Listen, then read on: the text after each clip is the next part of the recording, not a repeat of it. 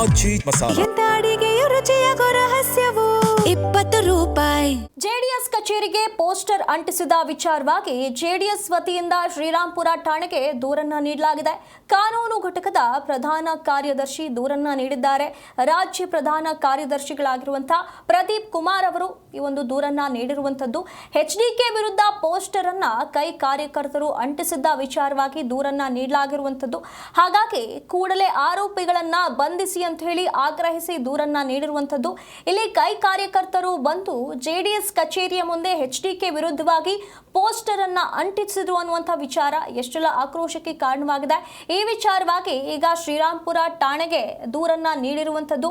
ಕಾನೂನು ಘಟಕದ ಪ್ರಧಾನ ಕಾರ್ಯದರ್ಶಿಗಳಾಗಿರುವಂತಹ ಪ್ರದೀಪ್ ಕುಮಾರ್ ಅವರು ಇದಕ್ಕೆ ಸಂಬಂಧಪಟ್ಟಂತೆ ದೂರನ್ನ ನೀಡಿದ್ದಾರೆ.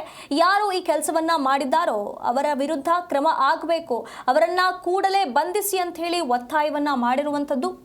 ಇಲ್ಲಿ ಬಿಡದಿ ಪಾದಯಾತ್ರೆ ವಿರುದ್ಧವಾಗಿ ಕುಮಾರಸ್ವಾಮಿ ಅವರ ವಿರುದ್ಧ ಪೋಸ್ಟರ್ ಅನ್ನ ಅಂಟಿಸಿರುವ ವಿಚಾರವಾಗಿ ಇದು ಇಷ್ಟೆಲ್ಲ ಆಕ್ರೋಶಕ್ಕೆ ಕಾರಣವಾಗಿದೆ. ಇಲ್ಲಿ ಈ ಒಂದು ಪಾದಯಾತ್ರೆಯನ್ನು ನಡೆಸಲಾಯಿತು ಬಿಡದಿ ಟೌನ್ಶಿಪ್ ವಿಚಾರವಾಗಿ. ಇದಕ್ಕೆ ಕಾಂಗ್ರೆಸ್ನಿಂದ ಎಷ್ಟೆಲ್ಲ ವಿರೋಧ ವ್ಯಕ್ತವಾಗಿತ್ತು. ಇದರ ನಡುವೆ ಕಾಂಗ್ರೆಸ್ ಕಾರ್ಯಕರ್ತರು ಹೋಗಿ ಈ ರೀತಿಯಾಗಿ ಜೆಡಿಎಸ್ ಕಚೇರಿಯ ಮುಂದೆ ಪೋಸ್ಟರ್ ಅಂಟಿಸಿ ಬಂದಿದ್ದಾರೆ ಅನ್ನುವಂಥ ವಿಚಾರವಾಗಿ ದೂರನ್ನ ನೀಡಲಾಗಿದೆ.